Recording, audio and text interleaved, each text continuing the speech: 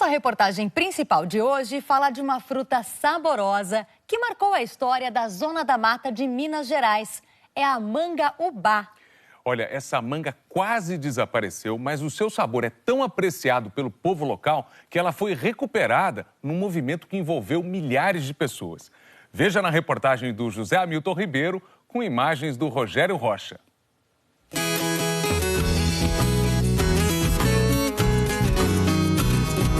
Aqui é a cidade de Ubá, numa região de Minas chamada Zona da Mata, a 300 quilômetros de Belo Horizonte, 300 quilômetros também do Rio de Janeiro.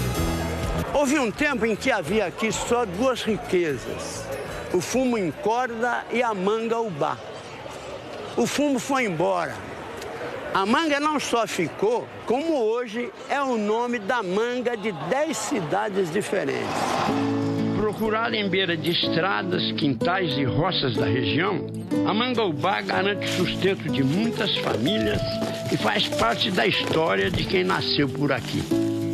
Mas sendo pequena e sem graça diante das gigantes americanas Tommy Atkins e Palmer, como pode essa manguinha caipira ter se tornado um fenômeno? O que tem ela de importante? As mangas de ubá são mais doces e carnudas e menos fiapudas. É o mel dourado, né, que a gente fala, até pela cor dela, por ela ser bem amarelinha. Mas é só você experimentando para saber o que ela tem de especial, viu? Aí você me diz. É muito docinha.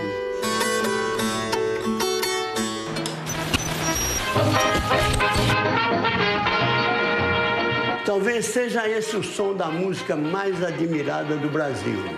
Pelo menos é a canção mais gravada e regravada por nossos cantores e intérpretes ao longo de toda a nossa história.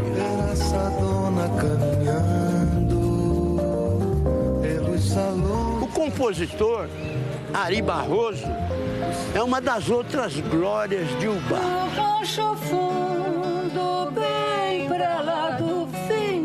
Duas irmãs gêmeas e cantoras, Célia e Selma, elas também daqui, são guardiãs permanentes da memória de Ari Barroso na cidade. No rancho fundo de olhar triste e profundo, o moreno canta as mágoas, tendo os olhos rasos d'água.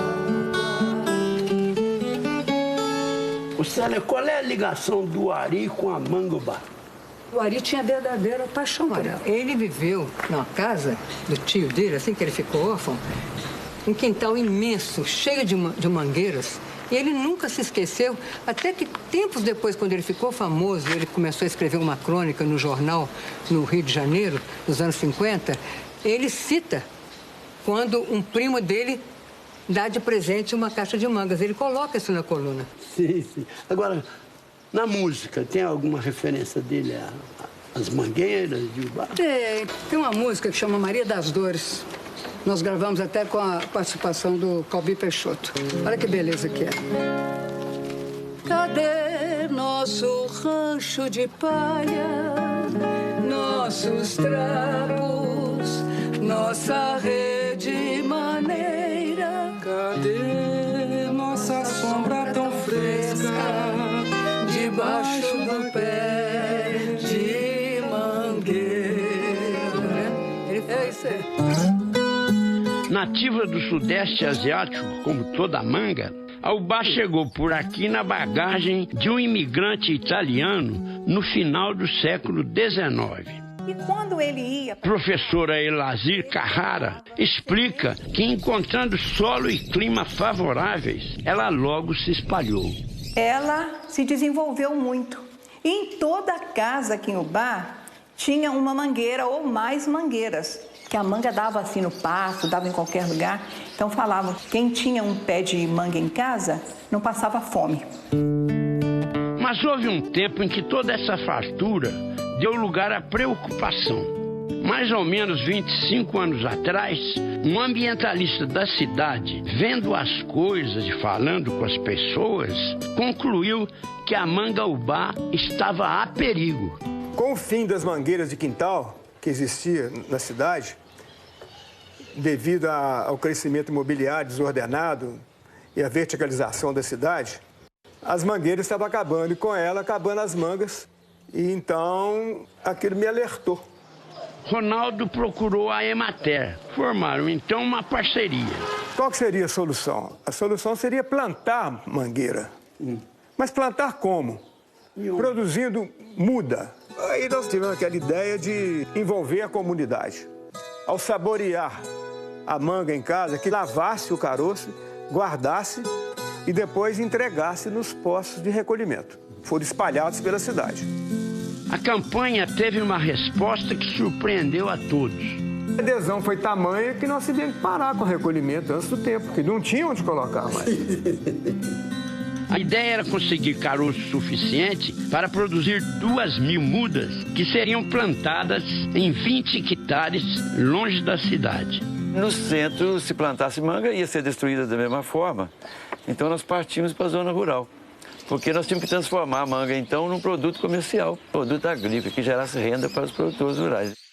O IEF, Instituto Estadual de Florestas, cedeu viveiro para fazer as mudas. E a Universidade Federal de Viçosa, aqui perto, entrou com pessoal treinado para fazer enxertia. Os caroços recolhidos na campanha brotaram e serviram de porta-enxerto. Receberam então a copa de mangueiras ubá, escolhidas pela qualidade das mangas e pela produtividade das árvores. Com a enxertia, os produtores, em vez de esperar 7, 8 anos para ter a primeira safra, puderam colher manga a partir do 2º, 3º ano de plantio. A Emater ficou, então, com a parte de assistência técnica aos produtores para acompanhar os plantios. Nós íamos nas propriedades, na frente, e orientava os produtores como é que ia ser aquele plantio, o espaçamento, o adubo que ia pôr, deu muito certo. Que o diga o Everardo. Foi um ótimo negócio que eu fiz. Que beleza. Graças a Deus, né? Família unida, todo mundo tem seu carrinho, tem seus telefones, tem seus confortos, né? Através da manga. O agricultor começou plantando as 250 mudas que ganhou da campanha. Hoje cultiva 2.500 pés dessa mangueira. Sem agrotóxicos, sem doença, sem problema de irrigação. Qualquer lugar que plantar manga ubá aqui na região de Ubá aqui, ela produz muito bem. Essa manga rústica e produtiva chamou a atenção do professor Salomão e de alguns colegas seus da Universidade Federal de Viçosa, que tem a maior coleção de mangas do país. Onde eu tenho mais de 300 variedades de mangas, todas diferentes umas das outras. E temos também ainda mais de 2.000 plantas em avaliação, que são cruzamentos que nós fizemos aqui na universidade para tentar obter materiais diferentes de manga. No ano de 2005, durante 2 meses, professor Salomão e a turma da universidade percorreram milhares de quilômetros na região atrás dos melhores exemplares de manga-ubá. Escolheram, no fim, 200 pés. De cada uma daquelas 200 plantas que nós selecionamos, nós produzimos 4 mudas. O objetivo do trabalho é fazer cruzamento entre as mangueiras selecionadas para obter permanente melhoramento genético da variedade ubá. Nós queremos que o produtor tenha padrão, tenha qualidade de produto para oferecer para a indústria e também para consumo in natura, já que a manga ubá ela tem uma grande aceitação aqui na região. Nós queremos tamanho de fruto maior. Hoje o tamanho da manga ubá varia de 100 a 150 gramas. Eu tenho frutos aqui que já passam de 200 gramas. Eu quero manga ubá que tem a casca amarela.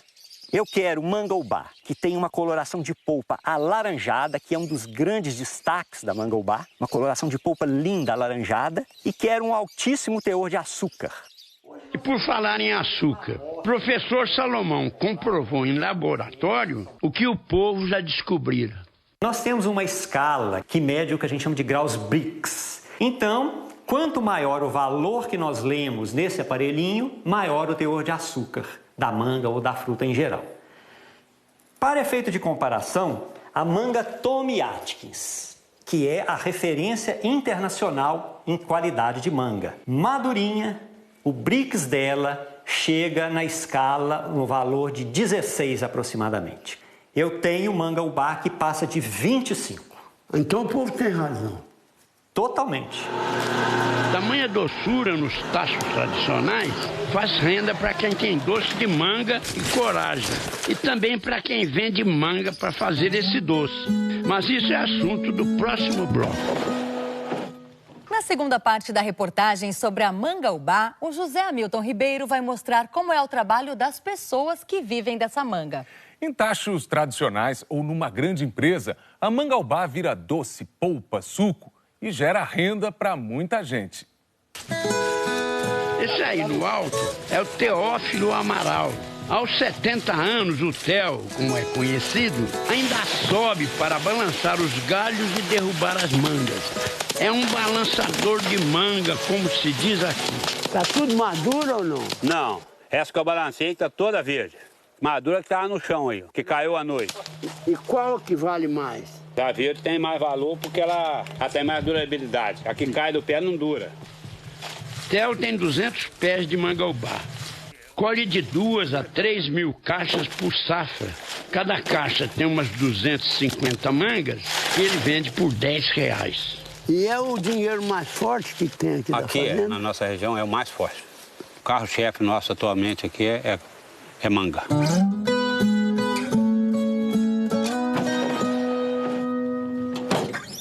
Parte da produção do Theo vai para a pequena empresa do Sebastião e da Rosângela.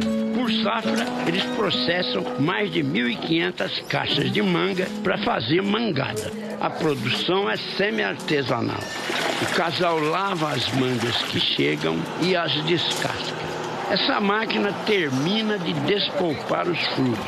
E uma pá elétrica faz o serviço de mexer a polpa no tacho. Essa etapa dura de 3 a 4 horas. É preciso cuidar para não faltar lenha e não deixar o doce passar do ponto. Sebastião, onde é que você aprendeu a fazer doce de manga? Com meu pai. É? Meu pai. Com que idade você fazia? Eu comecei a ajudar já com 6, 7 anos de idade, já descascava manga. Sim. E daí, vem. Todo ano. E aí, assim que ele faleceu, a gente continuou a fabricar, eu e os irmãos. E onde que você vende a mangada? Eu vendo aqui o bar, na Feira Livre, algumas mercearias, sacolão, comércio menor. E você criou os filhos com doce de manga? Fabricando esses docinhos aí. A tradicional mangada de ubá, no ponto, vai para formas como essas. Quando esfria, é cortada e embalada. Uma tachada dessas rende cerca de 80 barras de doce. Se botar açúcar, rende mais, mas o cliente aprecia menos. O pessoal está preferindo mais sem açúcar. O doce sem açúcar é o mais vendido. Para fazer um doce com açúcar, quantas mangas precisa? Então, a cada taxa dessa com açúcar gasta na média de 2.200, 300 barras. E o sem açúcar gasta na média de 3.000 mangas, sem açúcar nenhum, só da manga. Pra você experimentar, não tem nada de mistura, nem... É bem docinho. É bem gostoso. Ainda se encontra na região de Ubá quem faça mangada à moda mais antiga, artesanal mesmo. Uma cena que parece da Idade Média. Esse aí é o Celso. Pés e canelas embrulhados num plástico duro para se livrar do tiroteio das borbulhas fumegantes que espirram sem parar. Pá de madeira de cano longo para mexer lá embaixo a manga derretida no tacho de cobre. Uma pessoa só não dá conta. Não. São muitas horas, né? Sim. É muito tempo que a gente fica mexendo e a coluna acaba doendo e os braços também, né? Por isso que minha mãe não mexe mais o tacho muito tempo, porque ela deu problema nos braços e a idade também tá um pouco avançada para aguentar esse pique aí, né? Sim. Ela mexe um pouquinho. Dá o ponto, tudo geralmente é ela que dá o ponto, mas mexeu pesado mesmo, mas já não aguenta mais. Mãe do Celso é Dona Filomena, nome completo, Filomena das Dores Pires. Mas se o senhor perguntar em Ubá, Ninguém sabe quem é. O senhor falou, a dona Nona dos Doces, todo mundo sabe. Todo mundo me conhece. Dona Nona dos Doces, 79 anos, conhecida na região por fazer aquela mangada. O senhor sabe que tem dia que não precisa eu pôr nem etiqueta, assim, não dá tempo. Às vezes eu acabo de fazer e já tem gente buscando. Para Dona Nona, o segredo das boas vendas está no processo de produção. O Celso ajuda a descascar, nós todos. Aí ele espreme ela no tacho, fora do fogo, e depois põe no tacho para cozinhar. Outro dia a gente tira a semente. Aí já passa na peneira de taquara, porque o senhor deve saber que manga não pode passar em peneira de arame, né? Tem que ser de taquara. E eu faço questão de fazer, passar na peneira, igual eu aprendi a fazer, porque ninguém quer isso mais. Eles ficam falando para mim pôr motor no tacho, para mexer. Eu não quero. Eu quero que o meu seja artesanal mesmo. Dona Nona faz o doce com a manga que o filho Celso e o marido Zezé colhem. Contam com uma enorme mangueira no quintal. É uma roda de mangueira. A família tem também a ajuda de uma funcionária, a Andréia. Por safra, eles fazem aqui cerca de 300 barras de mangada. Vendem cada uma por R$15. Com o tempo, os clientes aprenderam a dar valor nesse trabalho todo. Eles pediam diferença no preço do doce. Não faço. Um dia chegou o meu freguês, passou aqui para comprar. Quando chegou aqui a gostar de me abraçar, ela ficou lá onde está. Nem onde o senhor está não ficou. Depois falou, Dona Nona, a partir de hoje ninguém vai pedir diferença à senhora, que a gente não sabia que a senhora suava tanto para fazer e queimava. Além de apreciar uma boa mangada, o baense que se preze também costuma ter sempre no freezer de casa um saquinho com a polpa congelada para fazer suco. Teve gente que viu potencial de negócio nisso e fez o sabor e o aroma da mangaubá cruzarem fronteiras. Maurício Campos, de Visconde do Rio Branco, município aqui vizinho, Maubá, criou a primeira fábrica para industrializar a polpa. Muitos disseram, vai quebrar. Hoje ele vende no Brasil todo em 12 países, incluindo Austrália e Estados Unidos, que tem alta tecnologia em manga. No final da década de 80, o Maurício, que mexia com mecanização agrícola e já tinha começado uma produção de sucos, ficou incomodado com o desperdício da mangaubá durante a safra. Aí veio a ideia de fazer a polpa. Fazer a polpa, e eu fui incentivando os plantios também, com tecnologia. Sim. Então nós temos hoje todo o domínio dessa área, tanto da plantio como do desenvolvimento industrial. A fábrica conta hoje com um pomar de 8.000 pés de manga e compra a produção de outros 120 agricultores da região. Ao todo, são mais de 200.000 mangueiras. Parte do que processa vira suco de manga orgânico integral e atende principalmente o mercado interno, conquistado a duras penas a partir de hotéis famosos do Rio de Janeiro. A engenheira de alimentos lá falou, não vou querer não, que não sei o quê. Eu falei, tem 50 caixas aqui, fica aqui, depois eu volto, que se só não quiser, eu recolho. Quando chegamos aqui, ela falou, quero mais 50 caixas, encheu aqui o hotel de gringo aqui, e a hora que eles tomaram essa manga, foi uma maravilha. Dali foi para os outros hotéis, né, para as padarias lá do Rio, e foi onde surgiu esse desenvolvimento do suco. Além do suco, a empresa também vende a polpa. Essa é para exportação. Depois de passar por um tipo de pasteurização, a polpa vai para esses sacos especiais que são armazenados em tambores. O produto aí dura 18 meses, sem refrigeração, e mantém as características da fruta. Como se estivesse pegando a mangaubá lá e chupando. Tem mais campo para abrir? Tem um mundo, né? E se depender dos mineiros, essa manguinha ainda vai longe. Cadê nosso rancho de palha, nossos trapos, nossa rede maneira? Cadê nossa sombra tão fresca debaixo do pé de mangueira?